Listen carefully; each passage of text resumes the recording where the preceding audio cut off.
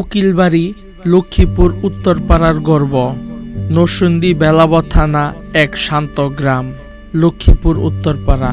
এই গ্রামের ছোট্ট একটি অংশ যেটা সবাই এখন চিনে উকিলবাড়ি নামে। এই পাড়ার নাম আগে ছিল সবার মতোই সাধারণ, কিন্তু সময় বদলে দিল একজন মানুষ, অ্যাডভোকেট মিয়া মামুন ভাই। তিনি এই পাড়ার সন্তান।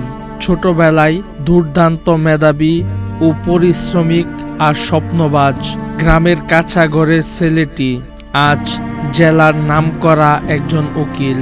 তিনি নিজে কখনো বদলায়নি। শত ব্যস্ততার মাঝেও ফিরে আসেন উত্তরপাড়ায়, দেখেন গ্রামের খোঁজ, স্কুলের অবস্থা, মানুষের কষ্ট। মামুন ভাই তার কাজ, সততা আর মানুষের প্রতি ভালোবাসা দেখে গ্রামের মানুষ আদর করে পাড়াটার নাম রেখে দিলেন উকিলপাড়া বা উকিলবাড়ি।